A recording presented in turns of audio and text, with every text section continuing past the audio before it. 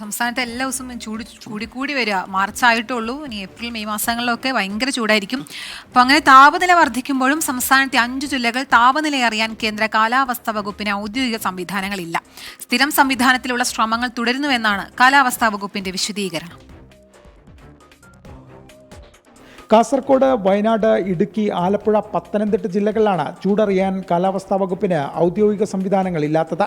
ഈ ജില്ലകളിൽ IMDയുടെ automatic weather സ്റ്റേഷനുകൾ സ്ഥാപിച്ചിട്ടുണ്ടെങ്കിലും അതിൽ നിന്നും ലഭിക്കുന്ന വിവരങ്ങൾ ഔദ്യോഗികമായി പരിഗണിക്കാറില്ല. ഒപ്പം ഇതിൽ പല സ്റ്റേഷനുകളും നിലവിൽ പ്രവർത്തനക്ഷമമെന്ന ആക്ഷേപവുമുണ്ട്. കഴിഞ്ഞ വർഷം സംസ്ഥാനത്ത് രാജ്യത്തെ തന്നെ റെക്കോർഡ് താപനിലയാണ് പല പ്രദേശങ്ങളിലും രേഖപ്പെടുത്തിയത്.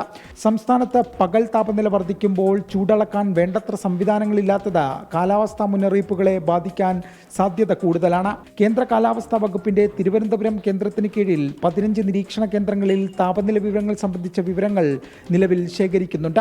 ഇതിൽ 3 കേരളത്തിന് പുറത്ത് ലക്ഷദ്വീപിലാണ്. എബി ജയശങ്കർ, 24, പത്തനംതിട്ട. അപ്പോൾ താപനില അറിയാനുള്ള ഔദ്യോഗിക സംവിധാനങ്ങളില്ല എങ്കിൽ കൂടി ചൂടാണ് വരുന്നത്. സ്വയം കരുതൽ നല്ലതായിരിക്കും. വെള്ളം കുടിക്കുക, എപ്പോഴും ഹൈഡ്രേറ്റഡ് ആയിരിക്കുക എന്നൊക്കെയാണ് നമുക്ക് ചെയ്യാൻ കഴിയുന്ന കാര്യങ്ങൾ.